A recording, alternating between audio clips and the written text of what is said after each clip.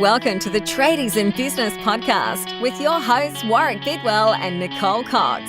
Divert your phone and grab a brew as Waz and Nick unpack tips, tales, secrets and stuff-ups from guests both inside and outside your trade, helping educate and inspire you to break the cycle of gut-busting and money stress and create a true trade business.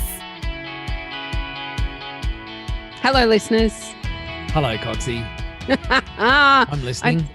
I really had to be quick draw McGraw there. Well, I was just going to do something weird and wacky, like not say hello. Oh, would you sit here in silence? Be a bit risky, wouldn't it, if I did that? It would be a little risky.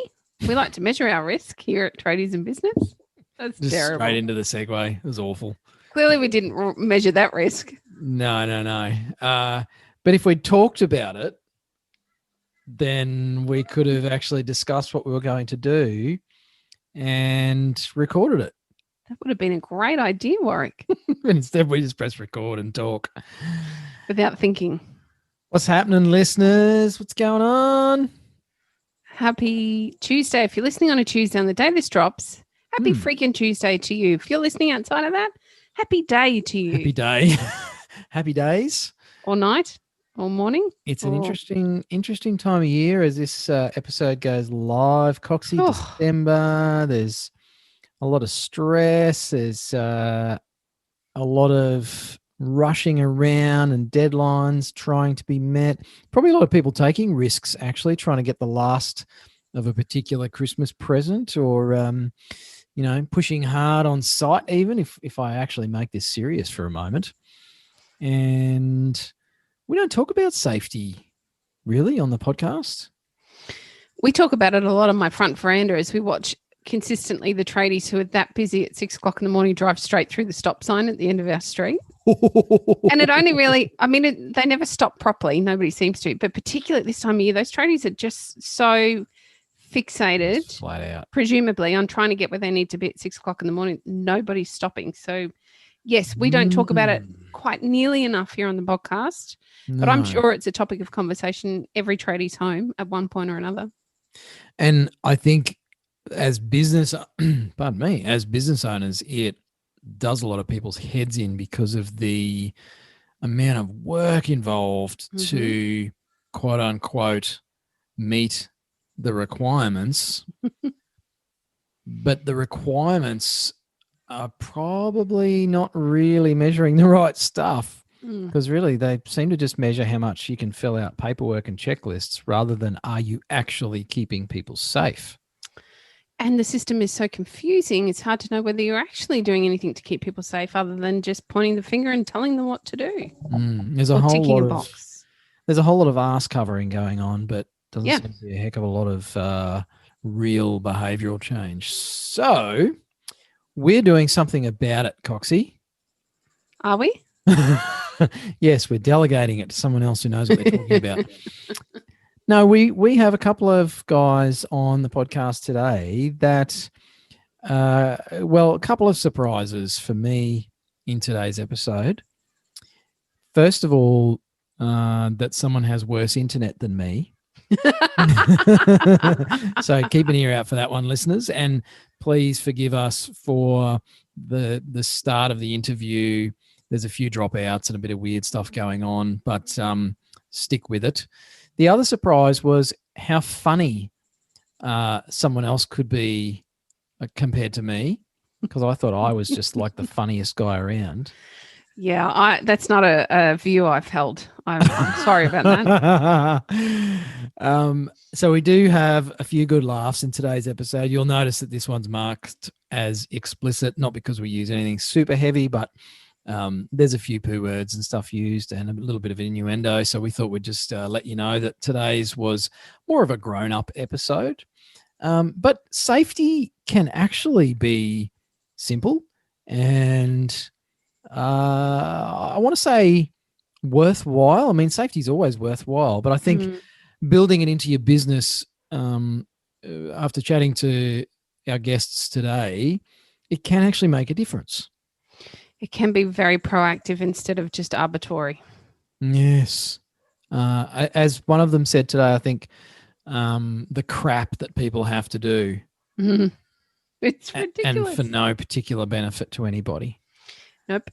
So these lads are out to change that. Well, they're already changing that. If you have employees, if you work on a site yourself, or if you have people doing that for you, you really need to pay attention to today's episode. Coxie and I are really excited about what these guys are doing Mhm. and how they're interrupting and disrupting an industry that seems to be hell-bent on creating more paperwork just for the sake of it. And if that drives you mad, check out today's episode. Enjoy.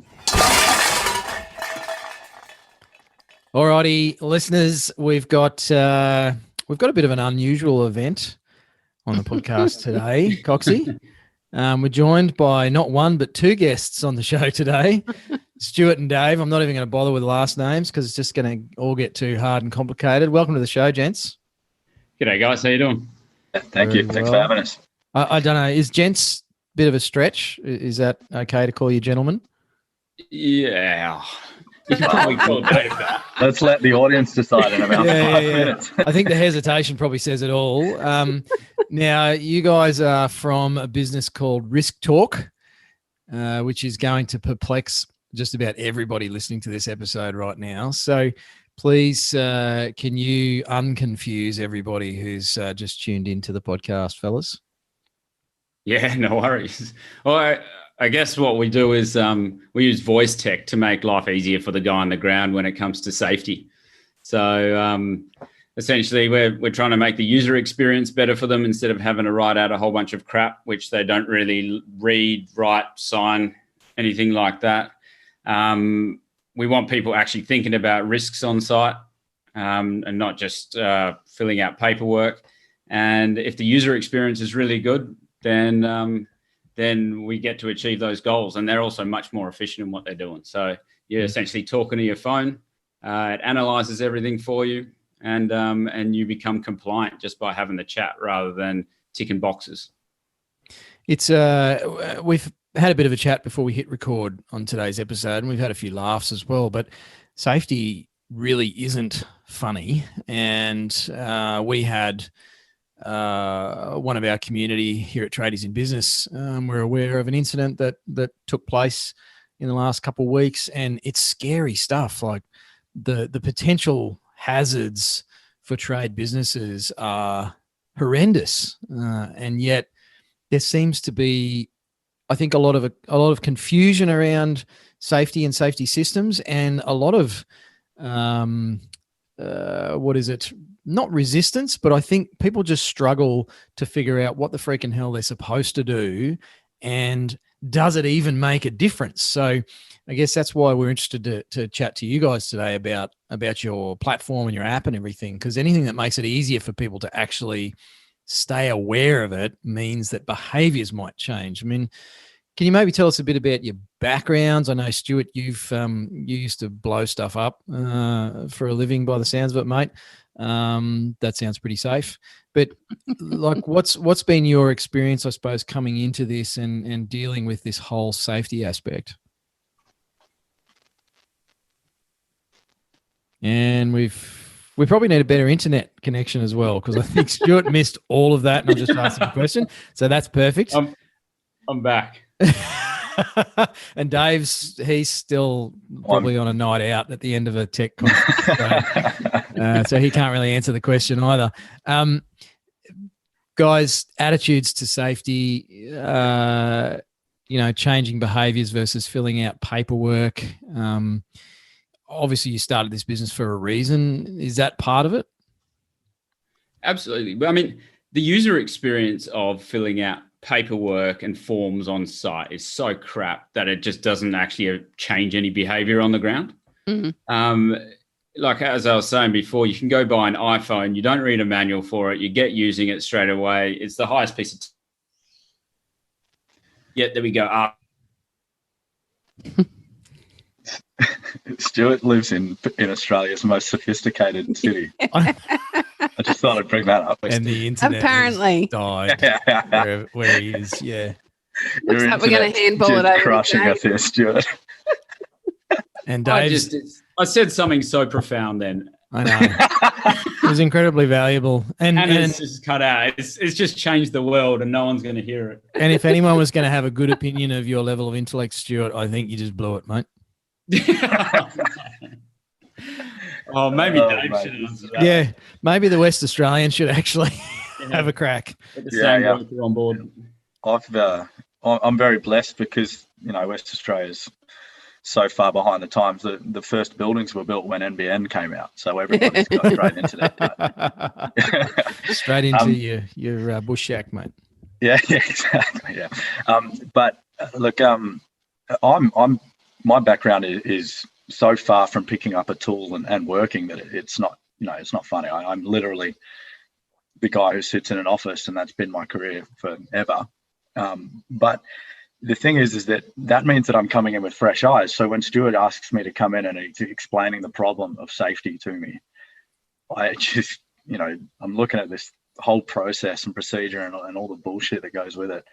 And you sit there and you go, like, how shit would it be to be the guy who's filling out these forms, knowing that at best it's going to go in a box somewhere and maybe, just maybe gets looked at. But unfortunately, if it gets looked at, there's probably been something's gone wrong. Right? Yeah. So there's your first problem. We're asking thousands and thousands and thousands of people every single day to fill out these forms that are supposed to keep them safe, but really all they do is get someone's head down in a clipboard with a pen, and they tick a whole bunch of boxes to make someone happy. But no one's safer. I mean, let's be honest. And in the tradie world especially, right? Like, people are going out to job sites that you might be the only tradie there that day. No one's around, looking over your shoulder. And the irony is that because of that, you're also at really high risk, right? No one's there to help you and save you if something goes wrong. So for me, it was just really eye-opening to see how things are done. And so Stuart came up with this idea where effectively what we do is we let people just talk to their phone about their surroundings and what can hurt and kill them and what they're going to do about it. And it's just 50 times more engaging, right? Your head is naturally up. You're just chatting to your phone. You're not head down in a clipboard or a piece of paper. You're certainly not, ideally not doing it at 5 p.m. when your day's over and you forgot that you were supposed to do a safety assessment that day. So all of those little things are just infinitely easier for everybody involved, including the guys who are supposed to be checking this stuff. They can see it all in real time and remote. So at least someone's able to look at it and see it. It's not just a piece of paper that goes nowhere. So you kind of got value across the whole breadth of it. But really, Stuart didn't get a great chance to explain it because he has no internet. But but he's the guy that came up with this idea, and it really is a game changer for the people in the field who are at risk. And they're our customer, right? So when we speak to people who are potentially buying our software in a business, and obviously with tradies, that's typically, your teams of maybe anywhere from 2 or 3 guys, or even just one, all the way up to maybe, your 20, 30 tradies who work for a company, or maybe even more. But our customer is the guy in the field. They're the ones that we actually care about. And when we sell this, it's an interesting thing because we're actually selling it to people who are often buying and they don't work on the tools. So what I'm getting at here is that we genuinely, our whole value of our company internally, everything that we believe in is making the job easier for the people who are actually doing the work and actually at risk and who really need to be thinking about hazards and risks because they're real and you can get hurt. But we need to flip the whole process on its head. Like right now, it's just broken. It doesn't work. Yeah. No one likes it. Yep. Yeah. You can go on for hours if you want. But yeah. I mean, and just on that, I guess, Dave, coming from that banking background, you would be used to bureaucracy and process for the sake of process that doesn't actually achieve anything. And Coxie and I, we see the questions getting asked in our tradies in business groups, both our free groups and our members groups about safety, and people are just confused. They're literally baffled by the bureaucracy of it all. It's like, what do I have to do to cover my ass so I don't get sued or put in jail? And more importantly, what do I do to make sure people actually stay safe? So, it's like neither of those aims are actually being achieved by the current system. And it boggles my brain that we've ended up with a bunch of bloody boxes to be ticked and it does nothing. Yeah. There's an interesting irony in that, is that the regulation part of it, that compliance part of the whole process, the regulators don't want people filling out forms. That's not what they want. If you speak to a regulator, they'll tell you that that's not what they want. They want people actively thinking and, critically thinking about risk and what they're going to do about it so that they don't get hurt. But somehow in this chain of events over, nearly 100 years now, we've been stuck with this form system and ticking boxes and writing down what someone wants to see on a form instead of actually really thinking about it and talking about it and doing all those things which you should be doing. So self regulation and self compliance has become part of the problem, and that's another part of what we're sort of trying to fix, where it just becomes a natural conversation about what's going on, and we capture it. And that's the best way to manage risk, really, in our view, anyway. We also chat to heaps of companies, and they initially, when they start talking, they go, "Oh, well, you need to make sure that we've got everything to keep us out of prison or stop us getting sued and all that kind of stuff." And the first thing that we tell them is like, "Well, why don't you switch that on its head and go, well, why isn't our ultimate goal to try and keep these guys safe and efficient at what they're doing? And in turn, that will keep you out of prison rather than aiming to keep yourself out of prison and then forgetting about the guy on the ground." Mm-hmm. So it's just like, let's just concentrate solely on keeping those guys safe and efficient in what they're doing. And then that'll keep you, we call it accidentally compliant. Because we're not aiming for compliance, which is quite ironic actually in the whole accident part of it. But but if you can focus on those guys, then you're going to be, everything's going to be fine anyway. I find it really interesting in that, every tradie I ever talk to, so I've come from the office position, had to go onto site as builders and implement a safety system. It's complicated. I can't understand it. I don't know which form's supposed to go when. I had to go through a lot of training and spend $6,000 on paperwork to make sure we were compliant, and none of it kept our team safe. Instead, what it did was create friction on site because somebody hadn't filled out the right form at the right time, or create friction between the office and the subbies because they weren't sending through the paperwork that was required, rather than having the opportunity to just risk assess as we go, which is what tradies are consistently doing. It's pretty rare you'll find a tradie that hasn't had the thought, whether they really understand they're thinking it at the time or not, that, okay, this is the task I'm about to perform. These are the risks that are involved. This is how I'm going to keep myself safe. And then they go and do the job. So they're naturally doing it. Giving them the opportunity to just talk that out really enforces the safety steps that need to be taken. But it also means that they're actually thinking about what they're doing rather than, as we've spoken about, ticking the boxes, which I've done so many times and it did not make anybody safe. It just hurt my wrist. If anything, it made me less safe. Have your RSI. Wonder if there's a swims for RSI.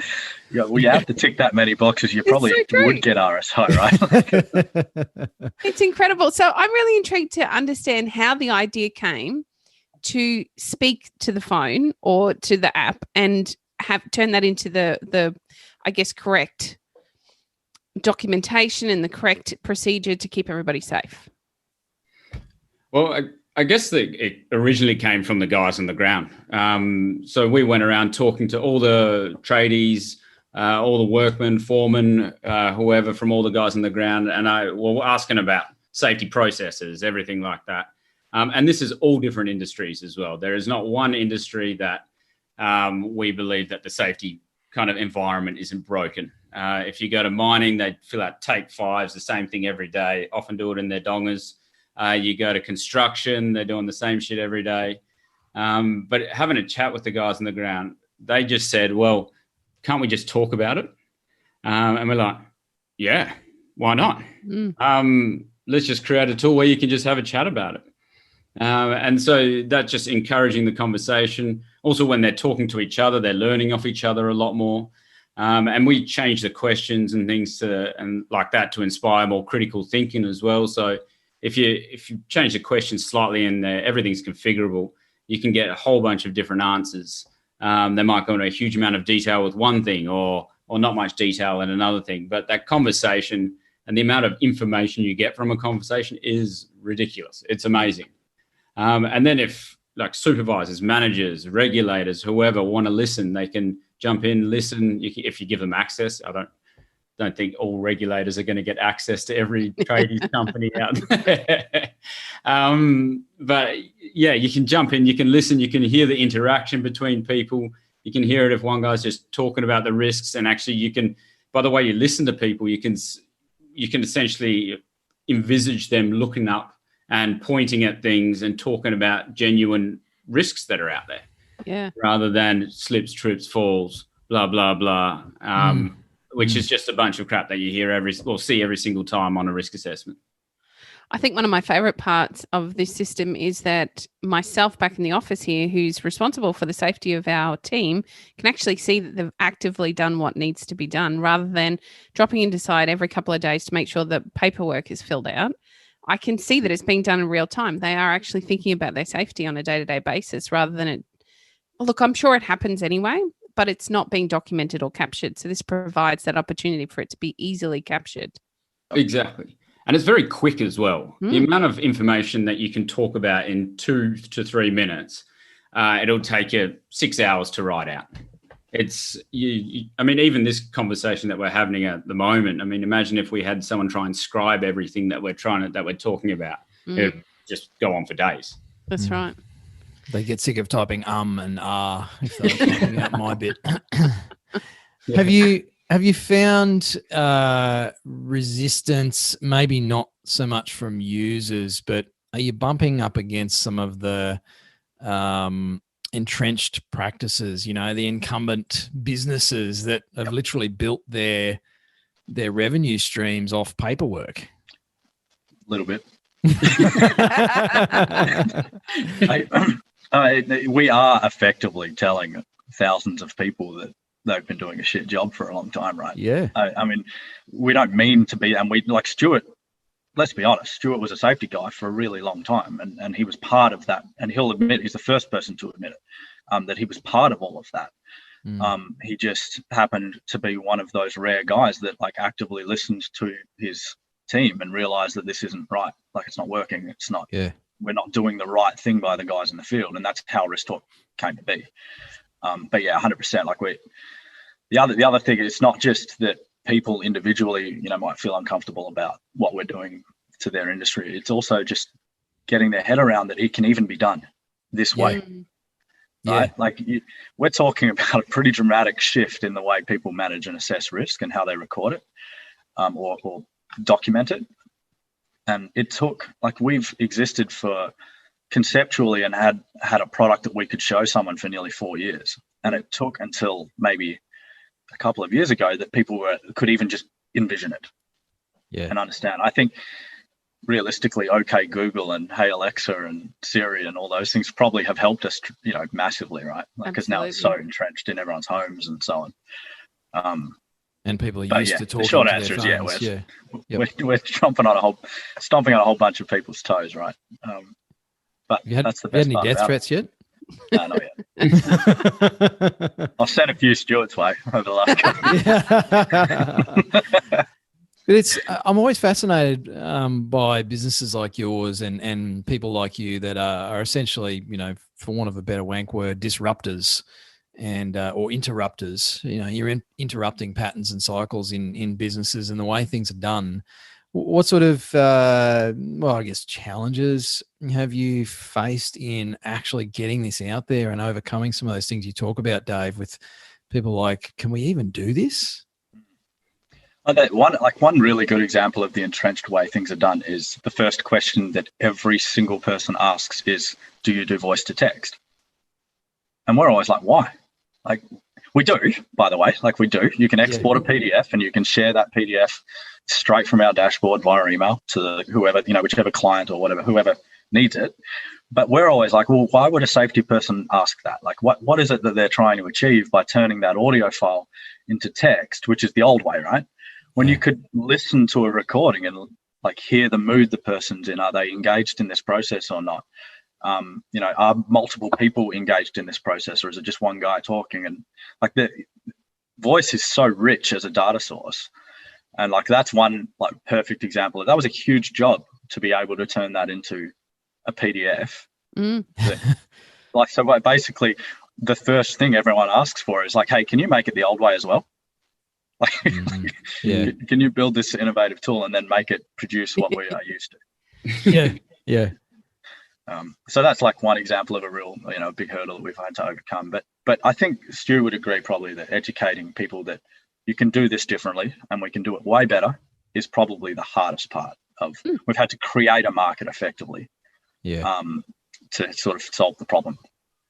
Even myself, when we started the conversation before we went on air, I'm like, hang on, how does this actually work from my point of view as a builder? And are we going to do swims? And, we had a pretty robust conversation before we even started because I couldn't wrap my head around it.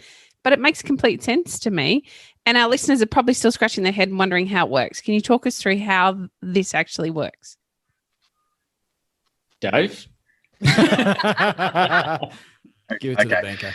So I think the simplest way to describe it is if you think about a traditional risk assessment on a piece of paper, you have a whole bunch of fields that require you to either tick a box or handwrite a few sentences in it, which is inherently disengaging and really slow. So what Stuart, the concept and the way we go about it is that wherever there's a field that you're handwriting anything, that you can just talk about it, and we capture all of that information as a recording. And then we structure all of those recordings up in a way that's meaningful so that, people can listen to it who need to listen to it. And that it's all documented. And ironically, it ends up looking a lot like a traditional JHA in the sense that there's a clear flow, like what job are you doing today? Where are you doing it? We capture where automatically. We capture when automatically. We capture who automatically. So you've already removed 3 fields that are really annoying that didn't need to be there. And it's just really natural so that you're talking about what you're going to do. You're talking about the hazards and risks around you, and you're talking about what you're doing about it. You take a few photos if you want. Then we capture all of that and it gets sent and documented as an individual safety activity, whether, a risk assessment or a hazard identification or whatever it is. And we do have a handful of pieces where they are a checkbox. And it's really just the one main one, which is your high risk activity or your critical or material risk. And the reason that is structured is because realistically, the way legislation and regulatory bodies are about high risk activities, especially in construction, right? And bear in mind, I'm not the safety brains behind this. I am the tech guy. But so if I say something wrong, bear with me. But those things are non-negotiable. Like working at heights is non-negotiable. So we wanted to have a structured thing there where it prompted a conversation about those high risk activities and that you selected which ones were relevant to your job and the controls that were relevant as well. And for us, and we understand why they're non-negotiable because that shit can really hurt people and kill people. So that is the one part of our tool that is, like a checkbox, but even that experience is different to just like ticking a box. And we try to prompt a conversation around those things to really engage. But that is effectively what it does. So, where you're on a work site and you guys are talking about hazards and risks around you, which you're probably naturally doing anyway, we're enabling you to do that. And as part of having that natural conversation that you're kind of having anyway, we document it and it becomes your risk assessment. We've just wiped out a whole bunch of wank and waste of time and all that. We all know how that is. So, yeah, we basically allow what naturally happens to be a documented risk assessment. I think it's really important to point out that it's prompted. So yes, you're having a natural conversation, but you're being led through that as well. So there's no opportunity, because I know if I had not have seen the demo, I'd probably be sitting here thinking, I know the guys on site, they're going to forget to do 5 steps in this, but you're actually led through it. You can't escape without completing the process to A, keep you safe, but B, also keep you compliant. Yeah, it's not like one long recording. No. There are a bunch of questions the app asks you and you record your response. But the wording and the way that user, or the flow of that and the wording of the questions prompts you to have your head up and looking around while you're talking instead of just having your head down in a form with the guy with the best handwriting and then everyone else after that. The poor bugger who can actually write exactly properly. It's like, here you go, you're doing the safety. Yeah. And we also refuse to put stuff into our application side of it. We can do whatever we want to the data in the back end for managers to make pretty graphs and stuff like that. But we refuse to put things in our app which don't follow 3 key principles, where it's got to be more engaging, more efficient, or more intuitive for that person on the ground. So those are our 3 key principles. No matter how big the company is, we kind of ask that question, well, which of these kind of principles does it follow? Are you adding a checklist in there to make 5,000 guys on the ground their life just that little bit harder, so you can print out a graph for your manager at the end of the month? And that comes up a lot, actually, but it's got to be those things. And it is especially, like intuitiveness, like everything we do these days is intuitive apart from this kind of safety process which we go through. I mean, you can go hop in any car outside and drive it if you want, and you haven't read a manual for it. Or use an iPhone or anything like that. Yet we've got to read a procedure about how to fill out a form and what good looks like form to how to fill that out, exactly the same as that. So it's just like, well, let's just go back to the basics. Keep it like very engaging and intuitive for those guys on the ground, and then because they're thinking about all those things, they're going to be safer in the end anyway. Guys, can we, I know this is maybe going back over some things we've covered, but thinking most of our listeners are, I guess, SMEs, they're smaller trade businesses, husband and wife owned and run, maybe, anywhere from 1 to 5 or 10 employees, like, they're sort of salt of the earth businesses. How can you run through maybe how this would work on like a typical day? With guys on site turning up, the business owner's not actually there. Like, how does our plumber actually make this work for his business and his team? Yeah, for sure. Well, I mean, they'll have a login and everything like that. So they'll download the app, have a login, they'll get to site. You can have a task or a job allocation in there if you like. So they might be allocated a certain task from a client or a certain job. They can get in there, have a look around, but they'll just click on the app, open it up, and then they'll ask, well, can you describe the job that you're doing? So if they're a plumber, then they might be digging out a trench. They might be doing a whole range of things. So they'll talk about it, any critical risks that might be involved or any of your high-risk construction work. And then a really good question that we ask is, are there any other risks and how you're controlling them? So this might be like, for a plumber, might be dogs which are running around. There might be kids around the place. And this is where they generally looking around, going, well, let's see what's happening here. Is in Brisbane, it might be like 45 degrees today, which is going to be hot this weekend. So they might go, I'm going to take more regular breaks, or even put up a shade cloth where they're going to be trenching, or obviously get the apprentice to do it. That's a risk in itself. Yeah, exactly. And that's essentially it. So you're there, you chat about it. You can do a risk rating if you want. We don't entirely agree on the risk rating process because it doesn't change too many decisions made on the ground, but you can do that if you like, and that's it. And then it all gets sent off to whoever you like. If you've got a client that needs the information, otherwise it stores in our back end. We store it forever. If your regulator ever comes on or someone comes on, then you can just go, bang, log into here. You'll be able to listen and see everything that we've done. So it's a very, very, very simple process. And from a small business owner's perspective too, I know when I hear about safety incidents with trade business owners, my first thought as their coach or mentor or just someone who gives us stuff is, what happened? And I want to know, well, how did that come about? What led to that?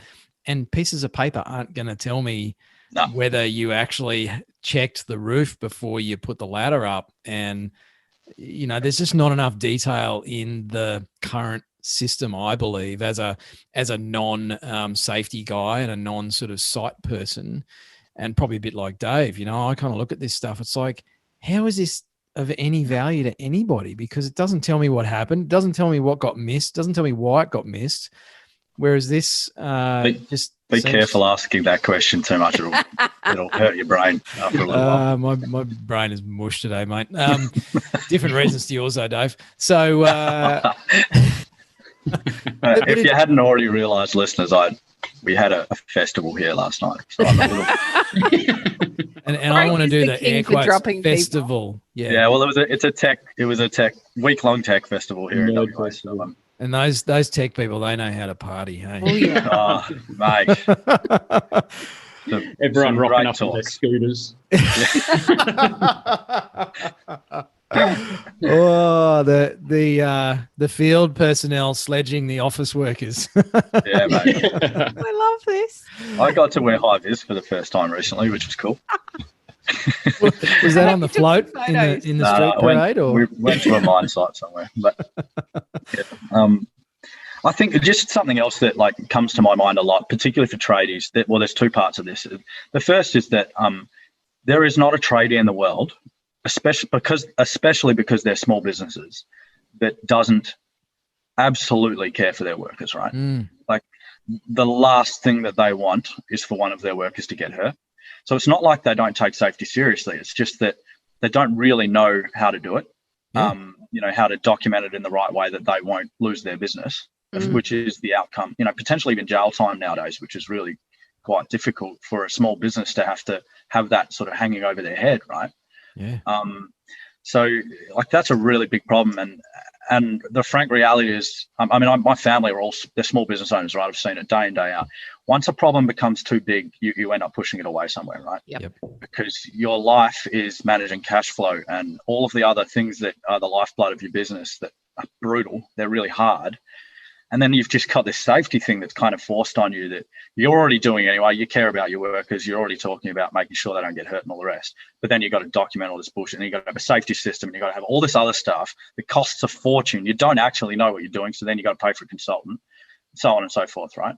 Mm-hmm. So that one of the things that using a tool that simplifies that whole process is it's documenting it all. So you're kind of taking away a huge hurdle for yourself immediately, right? And outside of the safety part, you're also massively de-risking your business because you're now doing the right thing. You're documenting it and you've made it easy. You're not losing too much money on the back of it because it's not taking an hour to fill out the stupid form that does nothing. You're paying these tradies, a lot of money per hour, and they're sitting there doing these forms that don't add any value to your business and so on. You could go on for ages about those benefits. But the one big one that I always think of is the apprentice relationship and learning path. Let's look at the two scenarios. One is you rock up to a site and you've got one or two tradies and an apprentice, and someone fills out the form, and then the apprentice either comes on and signs it, or he's the guy just ticking the boxes and he's not looking and listening to it. He's just fill that out and sign it. So he's learned nothing, right? You have a conversation, he's listening to it and he's part of it, and there's a huge knowledge transfer the whole time. And it's naturally happening anyway. But we're just removing a whole heap of bullshit that he's not engaged in. So the apprentice has learned nothing in the old way, but in the new way, he's just engaged in a conversation and potentially learning the whole way through. So you've not only have you made everybody safer, you're also teaching people the whole time. And you're also teaching your boss, right? Your boss is up there in the office and he listens to the audio and he's learning about the sites that these guys are working on, the environment they're working in. So he knows. It's just the benefit. You end up sounding like a car salesman, but it really does make a massive difference. And that's the last thing Stuart and I want to be. Running around. You have to be a banker. Yeah. Exactly. Yeah. I remember we're passionate, right? And we want to make a big difference. So those are pretty big benefits in my eyes. That's how I sort of look at, particularly to a tradie for a small business. Can I ask a question, Stuart? I know you were going to jump in there, mate. I want to understand, why are you guys so passionate about this? Oh, my background is in safety, and I've seen a lot of things out there, just across all different industries, from fatal incidents to broken backs and broken necks and all that kind of stuff. And also just because speaking to the guys on the ground, they just don't believe in any of this kind of stuff. They don't believe that filling out paperwork works. They don't think it's a thing. Managers might think it's great because they filled out a piece of paper, but it's a broken system that we believe it's broken and we want to fix it. And it should be a lot easier. I mean, especially working as a safety guy, thinking that everyone and knowing that everyone hates the safety process and, that's the safety guy. So I don't want to be the hated guy. I want to be the guy who enables everyone on the ground rather than bloody makes their work harder. Yeah. That was my whole basis behind why I kind of wanted to get this thing happening. What Stuart's saying is he wanted people to like him more. Yeah. Being ostracized in the lunchroom. Absolutely. That safety dickhead. There's one part of this system that's very broken and we haven't spoken about yet, and that's reporting issues on site. So to use my own example, we had an incident on site where somebody had knocked down half of the scaff. We were having a big crane come in. It was a pretty integral day that we needed this to be safe. We need to get the scaff guys back in, but nobody had told us there was an issue. So a big part of what your app is able to do is report those issues back to management so they can immediately do something about the issue that's there rather than being ignored. And something tradies don't particularly do well is communicate. That's a bit of a blanket statement, but it's not their strong suit generally. But this just makes it so easy for them to communicate that information back to where it needs to be so the issue can be addressed. What was the reason behind adding that in? Was it just simply so the communication was clear, or was it something more deep? Well, it's a bit of both. We just wanted to make it very easy for them to do it. If it's, I mean, people don't pick up phones and make phone calls these days anyway. It's kind of a bit of a last resort. But if you just made that user experience very easy for them to report anything.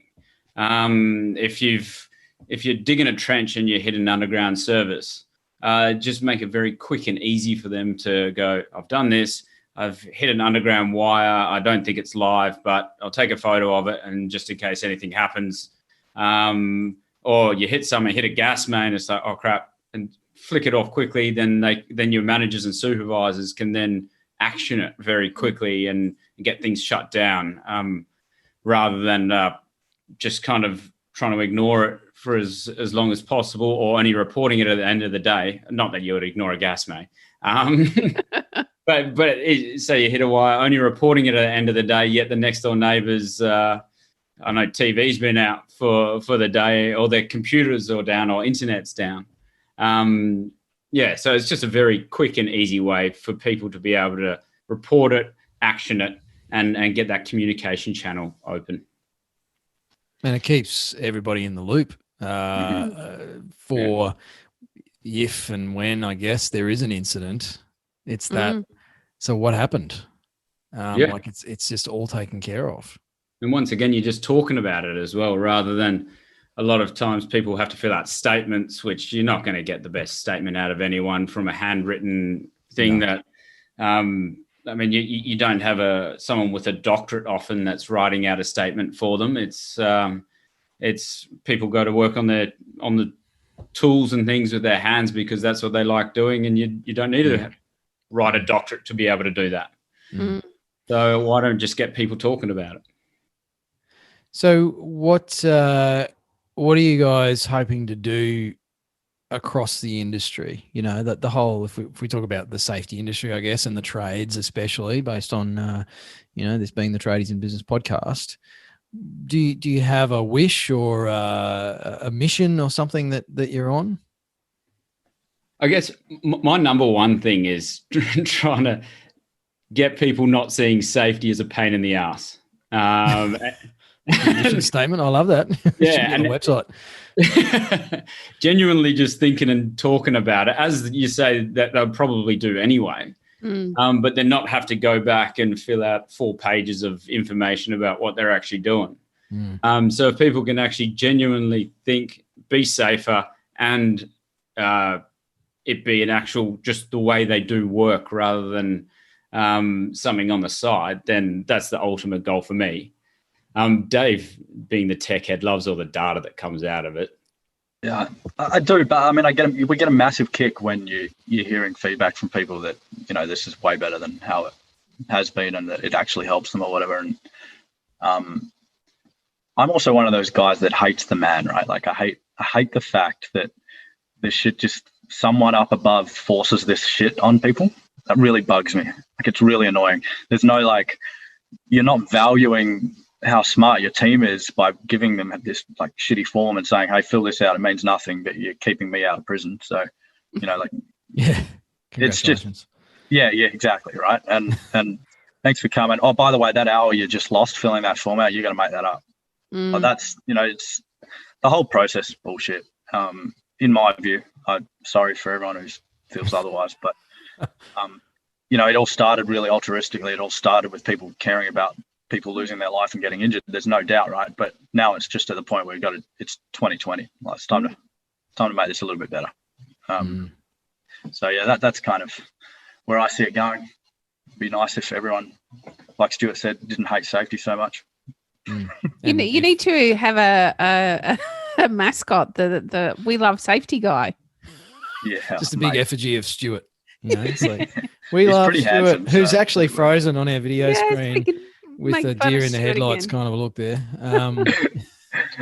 Oh, he's But, back. Kind of. I reckon someone's dug a trench and hit your NBN line, Stuart. Did they use the app to report? the Clearly issue? not. I bet they did not. I'm going to just quickly throw something in here for any of our listeners who are, we've actually just completely lost Stuart then. So, yep, I reckon Sydney's NBN just went down. The undersea cable just got cut by a trawler.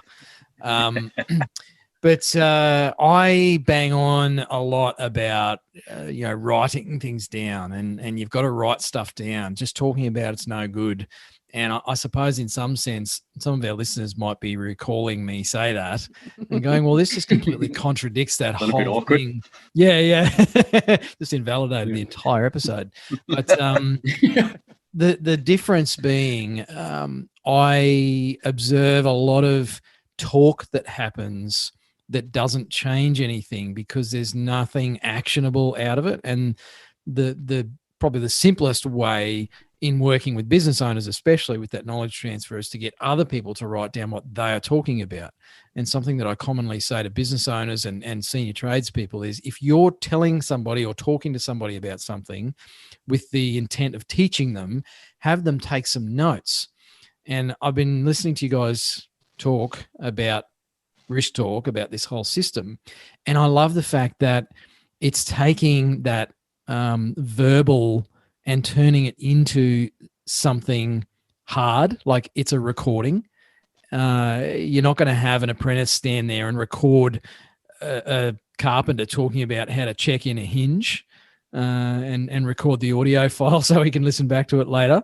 But this is, obviously we're looking to go in the opposite direction and get rid of paperwork, but still create a record and have something tangible and ultimately something that is more likely to change behavior. So to anybody listening that's like, oh, but Woz always says, if it's not written down, it's not on this planet. It's like, well, it's still bloody well captured. So stick that in your pipe. No. And it's a podcast, so you can't talk back. Fellas, what's the future look like for Risk Talk? Stuart's going to have unlimited number of friends by the end of this. Be the most People are popular going to man in like safety Australia. people again. So, Yeah. Poor Stuart. He's sort of stuck in no man's land there. Yeah. Sorry, I can't even defend myself here. It's okay. We've had fun at your expense. Yeah, that's right. It serves you right for living in Australia's most internet provisioned city. Yeah, exactly.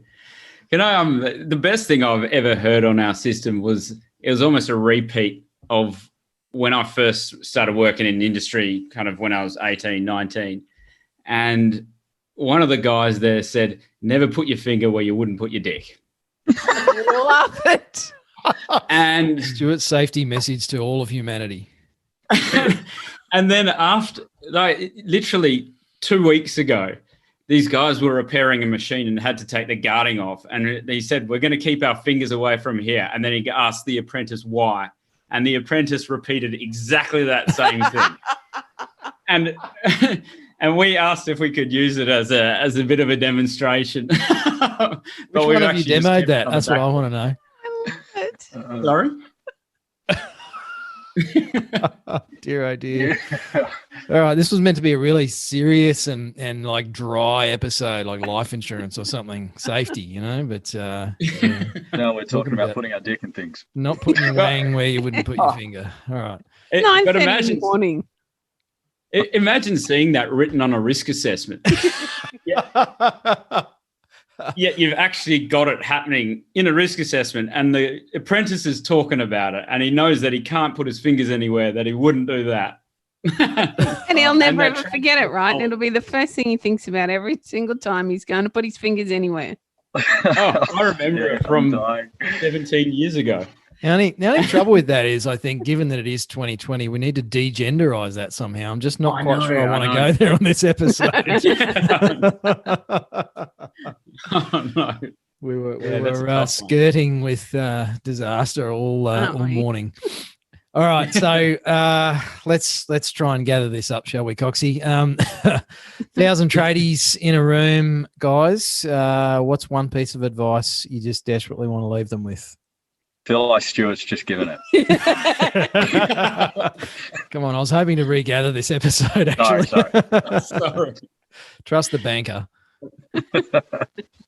Well, I always reckon that they shouldn't do anything just for the man, or just ticking boxes, or just doing something to create a pretty graph for upper management. It's always should be about what's going to keep them safe on the ground, how they can talk about it and transfer that knowledge to other people as well. Yep. That's the ultimate goal of why we do everything in safety. Love it. I like it, Stuart. Dave, have you got anything to enhance Stuart's response, mate? I might as well put the banker hat on and just explain that the efficiency gain that you pick up using tools like this mean that you get to make a little bit more money, which is nice for everyone, right? Yeah. Okay. So, if you can find tools that help you make money, look at them. Yeah, Totally. and that's something I've been thinking while you guys have been chatting about this today, in between the innuendo, was just the time saving for SMEs, for smaller business owners, the amount of time that gets literally wasted on the current approach to safety systems. Even just that way of describing it has to tell you something about it. But if this can be done incidentally during someone's actions at work, where, like you say, they just literally talk about what they're doing that anyway. It's like, what are you doing today? Oh, I'm going to do this, that, and the other. Like, it happens in toolbox meetings everywhere all the time. Yep. It just saves so much time, so much confusion, and business owners can focus on marketing or cash flow or whatever the heck else they're supposed to be doing, and actually get on with why they're in business in the first place. So I love it, fellas. Yeah, thanks, guys. All right. So people, if they've toughed out the internet dropouts, the innuendo, and the low-level profanity, and they've got to this stage of the episode, they probably want to find out more about Risk Talk. Where do they go to do that, guys? You can just go to risktalk.com.au and you can log in and have a look around, see if you like anything, or you can contact us directly. Our emails are on there. Jeez, that's bold. Yeah. Putting your email address any on the trader website. who has a website, the spam, my God. Yeah. Oh, yeah. We could take that right back to the previous safety statement, really, couldn't we? But I'll leave that one there.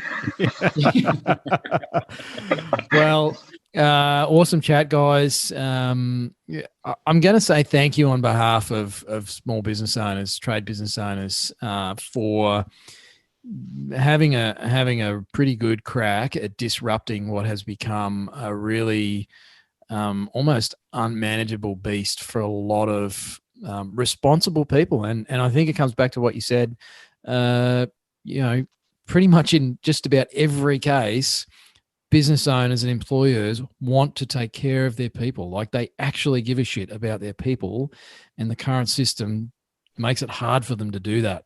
So really appreciate your time today. Sounds like a fantastic system. Keen to see more about it. And we might organise a better internet connection next time for you, Stuart. Yeah, sorry, guys. Oh, good. Thanks for coming on the show, guys. Thank you for having Cheers, us. guys. Thank you. Thanks.